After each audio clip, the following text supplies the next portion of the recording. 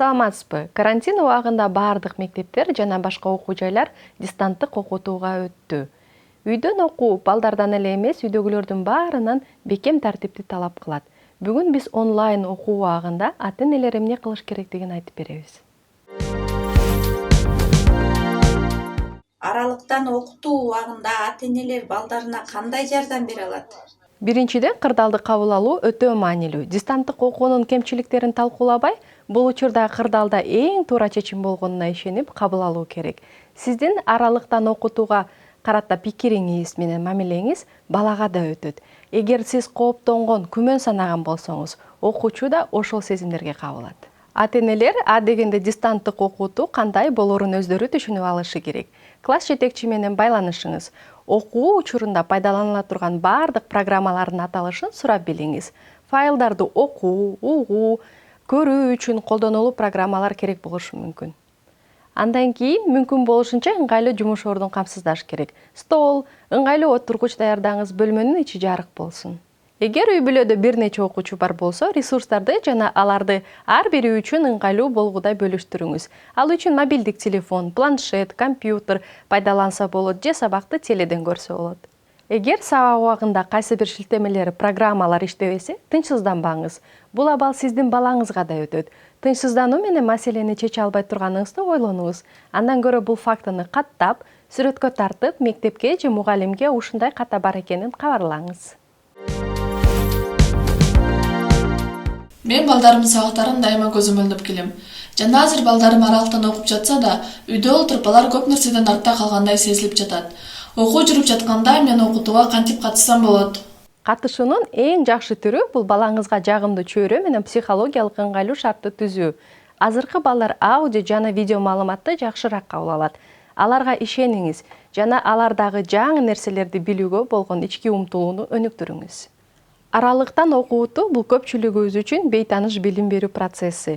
Бирок эреже мурунку эле ойдон сабакта окуучу менен мугалим гана болот. Көзөмөлдөөнүн тымызын аңдуунун түз отурабы, өзүнүн сабакта жакшы алып жүрөбү жана башка ушул сыяктуу баарын аныктоонун кереги жок. Сиз сабак кантип өтүп жатканын ал бүткөндөн кийин билип, жардамыңызды ошондон кийин сунуш кылсаңыз болот. Бирок сизге мунун баары аздай сезилип атса, балдарыңызга жаңы нерселерди үйрөтүүчү документалдык тасмаларды көрүүнү сунуш кылыңыз. Дүйнө таанымын кеңейтүү үчүн бул эң сонун чечим. Тасмаларды чогуу же өз-өзүңүздөрчө көрүп, анан пикир алмашсаңыздар болот. Аралыктан окутуу менин баламды бир аз бош, жоопкерсиз кылып койду. Ал көп убакта чылголонуп, окууга макул кылуу үчүн көпкө чейин суранууга туура келип жатат. Аны шыктандырганга эмне кылуу керек? Балага көнүмүш күн тартибин сактап калуу абдан маанилүү. Окуучунун күнүн пландаштырыңыз, улам боло турган танапистерди эске алыңыз. Окуу убагында бала мектептегидей режимге кириши керек. Анткени бир күнү ага кайтып келүүгө туура келет.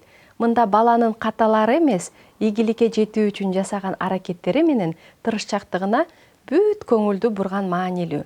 Теманы түшүнбөгөндүгү үчүн аны эч жемелебеңиз. Сабактын расписаниясын түзүңүз. Кооздолгон расписание балдардын көңүлүн эле көтөрбөстөн, кайсыл мугалим менен, кайсыл убакытта байланышка чыгуусун оңой бакыт алганга жардам берет. Расписанияны мисалы комикс түрүндө жасаса болот. Анан дагы балага бул болуп аткан нерселердин баарысы сынак жана ага дүйнөдөгү окуучулардын баарысы катышып атат деңиз. Балдарга аларга кызык нерсе менен шыктандырыңыз. Алар менен бир толкунда болуңуз. Ошондой эле күнүмдүк режимди да сактагыла. Тамактануу жана уйку гигиенасын. Балага сөзсүз ичкенге таза суу берип туруңуз. Эгер сабактар өтө оорлоп баратканын байкасаңыздар, мугалимге телефон чалыңыз. Азыр мугалимдерге да оңой эмес. Сиздер бирге айла тауып, окууну өз балаңыз үчүн кызыктуураак кыла аласыздар. Баланын ийгиликтерин кубаттап, кандай сыйлык ыйгарса болот? Ал сыйлык акча түрүндө болбош керек. Базар мамилесинин эрежеси бул тарбиялоо ыкмасы эмес, манипуляциялоо. Кубаттоо үчүн сыйлык ыйгаруу керек, бирок аны баланын сүйүктүү ишине байланыштырганыңыз оң. Мисалы, жаңы жана пайдалуу сезимдерге кабыл алуу менен коштолсун. Абал жөнгө салынганда, шаар сыртына чыгып келүү мүмкүнчүлүгү эң сонун сыйлык болмок. Кино билеттер, жакшы көргөн таттуу тамагы. Балага өз ийгиликтериңди жаз деп кеңеш бериңиз. аларды кооздоп иш столунун маңдайына илип койсо болот. Мисалы, бала математика боюнча мисалдарды катасыз чыгарды, англис тилинин тести ийгиликтүү тапшырды же ырды жаттады. Бала өз ийгиликтерин көрүп, өзү сыймыктанат. Эч качан балдарды бири-бири менен же туугандардын, достордун балдары менен салыштырбаңыз. Баланы өз жетишкендиктери менен гана салыштыргыла. Мисалы, бүгүн сен А тамгасын кечеге караганда жакшыраак жаза алдың. Бул сенин аракетиңе жана тапшырманы жакшы аткарууң менен байланыштуу экенине ишенем. Сен азаматсың, ушунуңдан жазба. Үйдө окутуудагы ата-эненин милдети бул толук көзөмөл эмес. Баланын өз алдынчылыгын тарбиялоого жардам берүү. Балаңызды ар тараптуу колдоңуз. Сиздерде өз балаңызды сабак окуу учурунда кандай экендигин жакындан билүүгө эң сонун мүмкүнчүлүк пайда болду.